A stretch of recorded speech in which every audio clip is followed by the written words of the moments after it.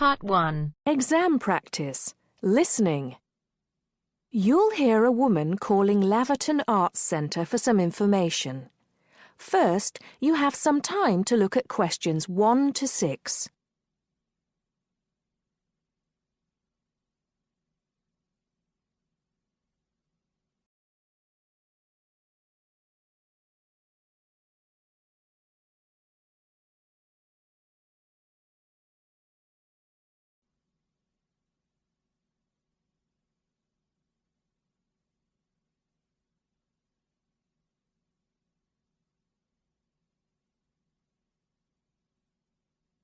Listen carefully and answer questions 1 to 6. Laverton Arts Centre. How can I help you? Hello. I've been to the Arts Centre a few times recently, and I understand you have this scheme for regular visitors. The Friends of Laverton Arts Centre. Yes, that's right. I wonder if you could tell me a little about it. I mean, how much it costs and what benefits it offers, things like that. Certainly. Well, first of all, the good news is that we've recently changed the scheme.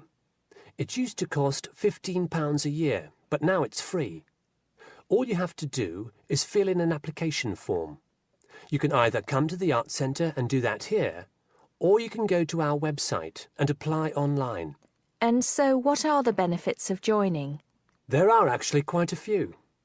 As a friend of Laverton Arts Centre, you'll receive a newsletter every 3 months with information on all the forthcoming events. That sounds useful. You also get priority booking for shows and concerts in the main theatre. Can you explain how that works exactly? Yes. What that means is that when tickets go on sale, for the first 2 days they're only available to Friends of the Arts Centre.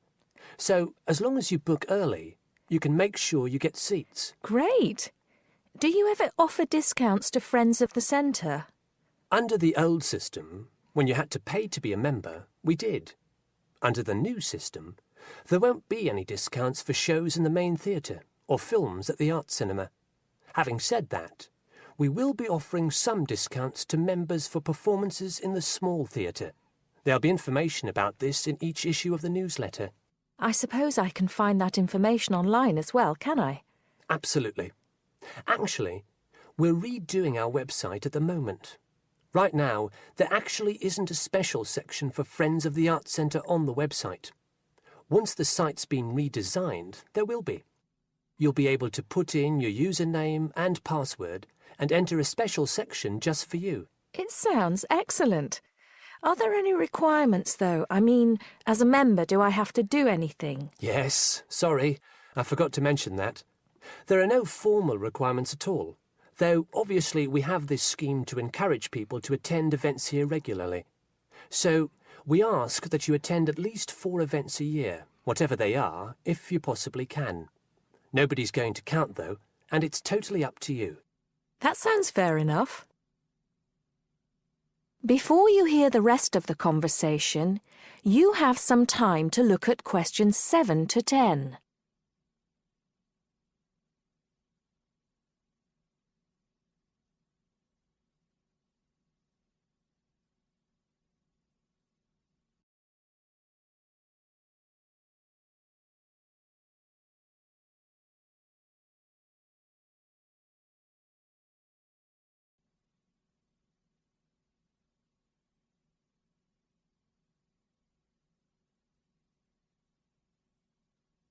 Now listen and answer questions 7 to 10.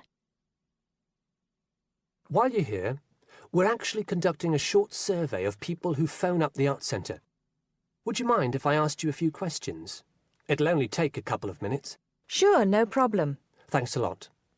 So, how many times have you visited Laverton Arts Centre in the last 6 months? Well, I've only lived in the area for the last 4 months, so not that many times.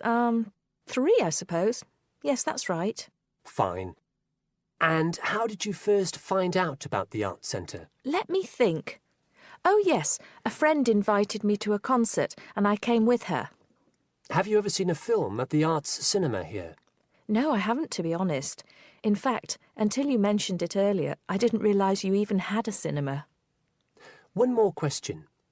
If we offered a free tour of the art centre, including things such as going backstage to look at the dressing rooms, would you be interested in going on it? Oh, yes, definitely. I think a tour like that would be very interesting. I'd even pay for it. That's great. Thank you very much for your time. Thank you. That is the end of part 1. You now have half a minute to check your answers.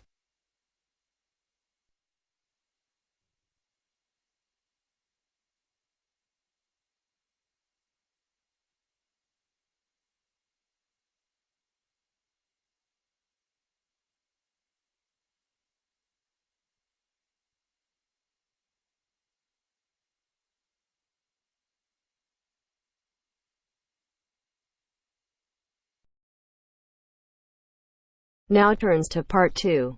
Part 2. You are going to listen to a conversation between two students about preparing a questionnaire as part of an essay assignment. First, you have some time to look at questions 11 to 14.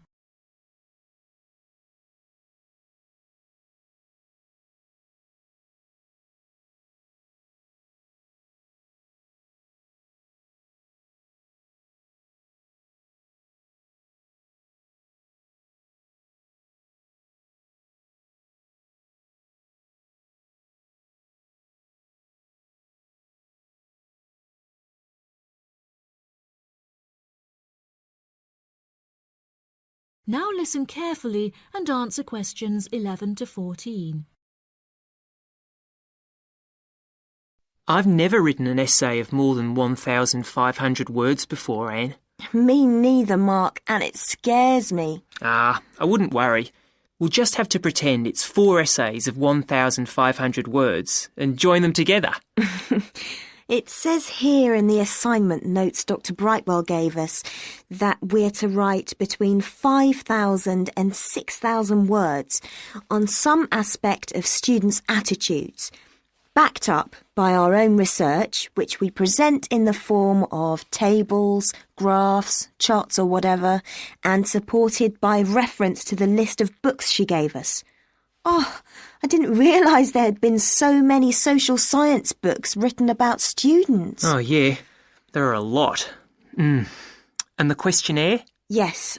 We have to prepare a questionnaire to gather our own data for the graphs, etc., and hand it in to Dr. Brightwell in draft form in 2 weeks' time. 2 weeks? That's what she said, and what it says here. She says that it's better to have it checked before we go on to collect the information and start the writing. Suppose she's right. We'd better get started then. But she didn't say how we were going to put the questionnaire together. Does it say anything in the notes?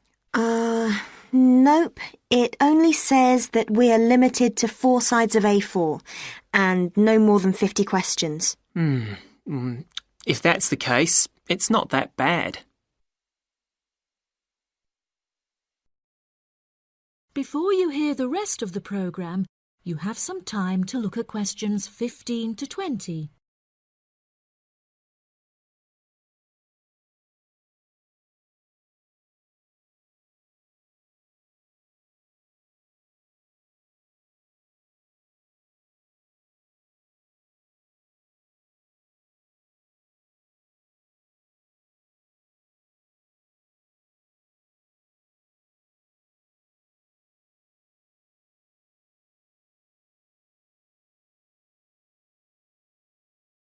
Now listen and answer questions 15 to 20. So, how are we going to do it? Well, first we need to know who we're aiming it at. Then decide how many questions we're going to ask. I think we could have about 40 questions maximum. I don't think there's any real need to go up to the 50 limit. And I think we should keep the questions themselves very simple. Don't worry. In my case, they will be. We could have a mixture of question types like multiple choice questions, yes, no, and agree, disagree, with boxes for people to tick. If people are asked to write down anything, it's unlikely they will fill it in. So, are we going to give this questionnaire out to people to hand in, Or are we going to just stop and ask them around the campus or on the street? I don't really know. Did she say anything about this? No, she didn't. And there is nothing in these notes she gave us either. I think we ought to give them out. OK. Anyway, it won't affect the way we design the questionnaire. We're both doing it on different subjects, but there's nothing wrong with pooling our ideas about the mechanism of the questionnaire. No, none. What are you doing your project on? I've been thinking about doing something around the subject of how aware students are of world affairs. People think that we're all up to date, but I very much doubt it. It would also be interesting to compare students in different years. And you? I'm doing something on health and sport and whether students are more or less active since they came to university. Oh, sounds interesting. As the questionnaires can be anonymous, I'll fill in your first questionnaire for you. But I'm sure you won't be surprised by my answers. Somehow, I don't think so. I suggest we put together about 20 or 25 questions each and then meet tomorrow or the day after and compare them. Are you going to type yours up? Yeah, then I can come round to your place and we can work on them. You've got a laptop, haven't you? Yes, and I've got some new design software so we can play around with the layout. Brilliant. Are you any good at doing charts and things? I know how to do simple things on the computer, but we'll sort something out. OK. I feel much better about all this now. It doesn't seem quite as bad as I first thought. No, don't worry, we'll get it done. That is the end of part 2. You now have half a minute to check your answers.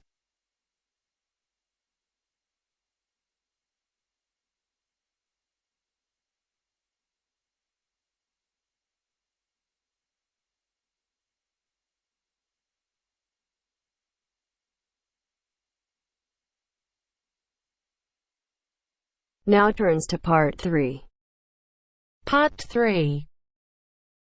Richard Murray, a zoologist and popular TV personality, has been giving a talk on endangered species of wildlife to members of the Young Conservationists Association in a small town in the south of England.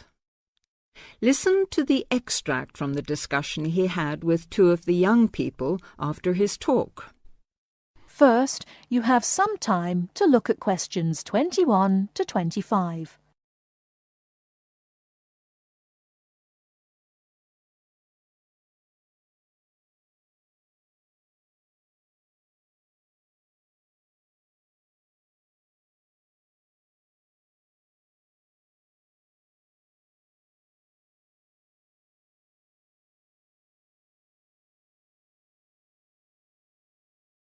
Now listen carefully and answer questions 21 to 25. What would you say, Mr. Murray, are the main reasons that so much of our wildlife will have died out by the end of the next few decades? Well, Tony, we can't, of course, rule out the effect of urbanisation due to the spread of population.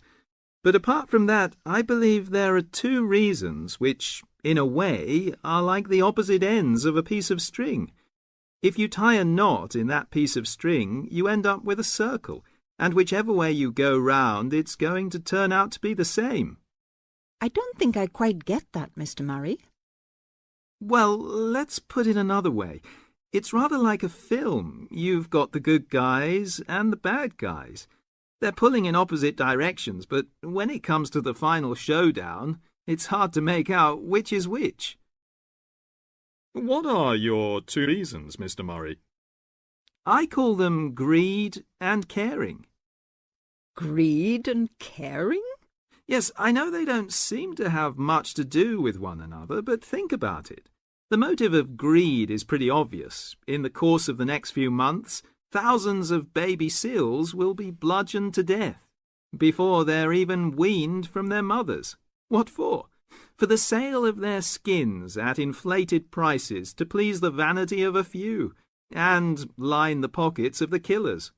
Crocodiles will be slaughtered to provide shoes and handbags for the rich. Gorillas, tigers, leopards and rhinos will be hunted for senseless sport or poached in defiance of regulations. Their skins, their horns, and their magnificent heads will be used as trophies to decorate someone's living room floor or walls. That's terrible. Yes, but it's not all. The whale, probably the most impressive and certainly one of the most intelligent sea mammals in creation, will be cruelly hunted and harpooned to make more money for the profiteers. The dolphin, the sailor's friend, will be indiscriminately battered to death at so much a head on the grounds that it is taking away the livelihood of a few fishermen by consuming the fish in its natural habitat. But surely, Mr. Murray, we do have to keep warm. We need whale oil and ambergris. Fishermen have to make a living. Part of what you say is true, of course, Tony, but we shall have to enforce far stricter controls if future generations are not to find themselves in a world devoid of wildlife as we know it. Well, I see what you mean about fur coats and crocodile handbags, Mr. Murray, but I don't understand what you mean by caring. That can't be bad, surely. I mean, I thought we were supposed to be living in a caring society. Well, so we do, in a way. The trouble is, there are so many well-intentioned people who start out with the best possible motives of trying to protect or immunize us from this, that, or the other in the most effective way at the quickest possible rate. But in their enthusiasm, they lose sight of the long-term consequences. It's only very gradually that the danger to other forms of life, including humans, comes out. Not to say leaks out, and by that time it'll probably be too late to do much about it. Take insecticides, for instance. But Before you hear the rest of the talk, you have some time to look at questions 26 to 30.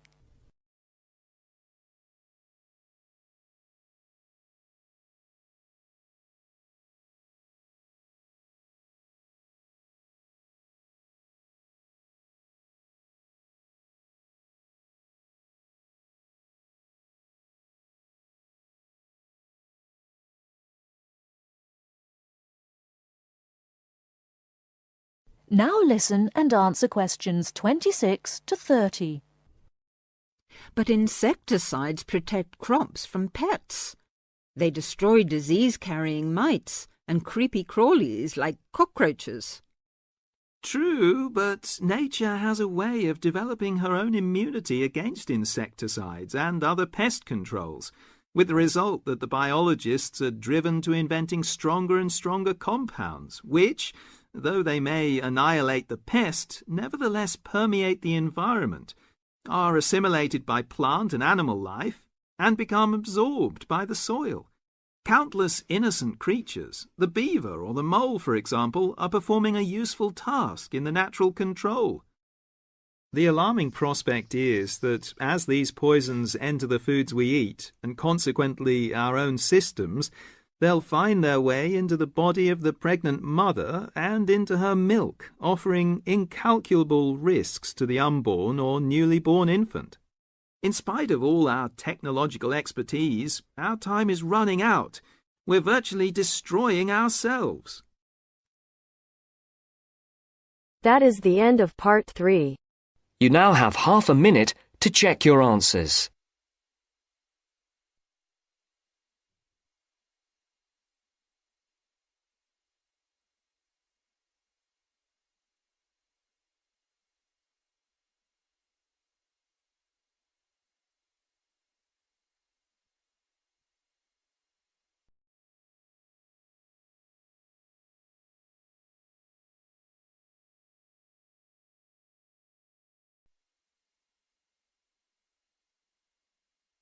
Now turns to part 4.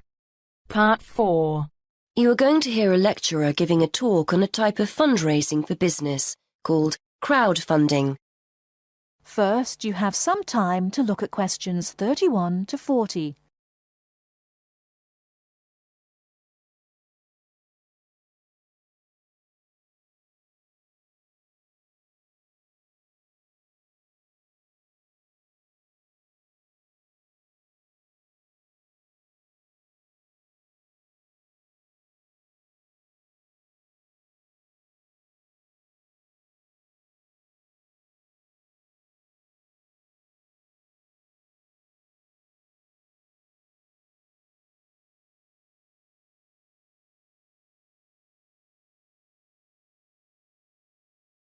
Now listen carefully and answer questions 31 to 40.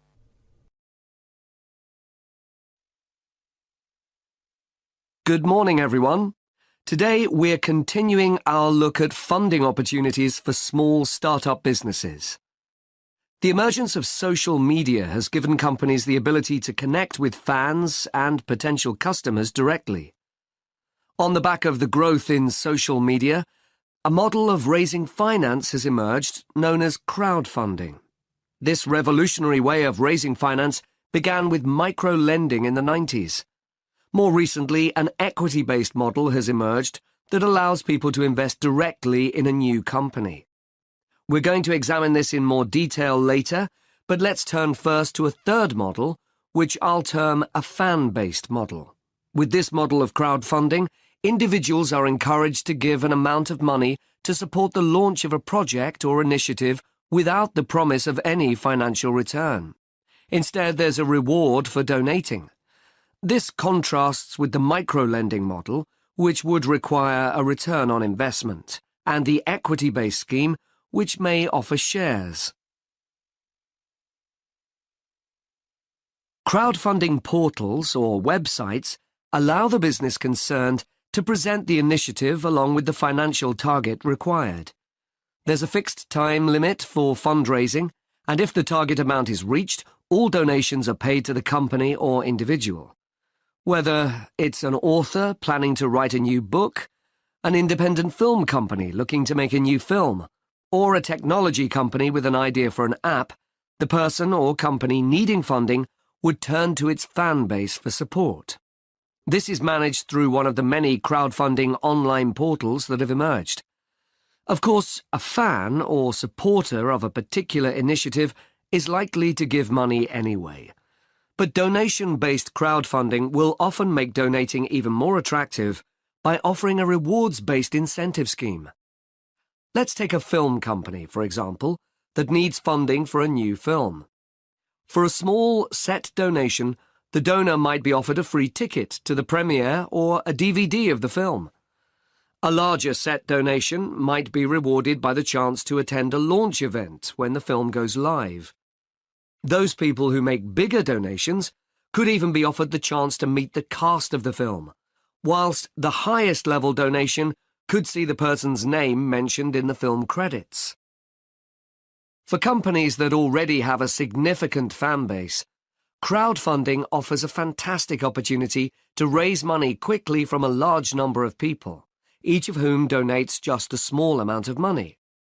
Compare this to the time and effort that would be needed to sell your idea to investors or your bank manager, particularly in an age when raising finance can be difficult. The company may also have links with partner companies or organizations that run fundraising events. In this case, you can significantly increase participation by working with these organizations to promote your crowdfunding project. Another significant advantage is that you can reach out to your fan base for feedback on the project while it's being developed, thus making the final product more appealing. Crowdfunding enables you to raise awareness of the product at an early stage, thus increasing the potential for sales. With so many people behind you, it can also act as a great incentive to get the best possible product out on time and on budget. However, there are disadvantages to bear in mind. The model can be described as all or nothing. If you don't reach the monetary target required in the agreed time, all promises of donations are cancelled and no money is paid, leaving you back at square one.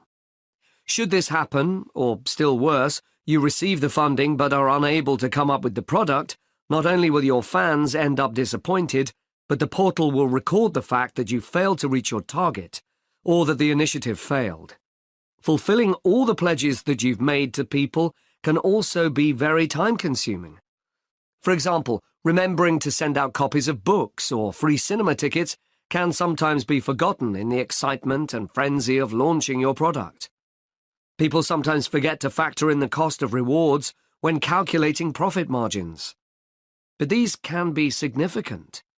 And finally, if you have a small fan base, for example, you're a new company or have a small social media footprint, raising awareness of your initiative will be challenging. These drawbacks aside, donation-based crowdfunding is a wonderful opportunity for individuals or small startups to raise funds for that exciting new project whilst reaching out and connecting to the people who are most likely to support and promote your work for you. That is the end of part 4. You now have half a minute to check your answers.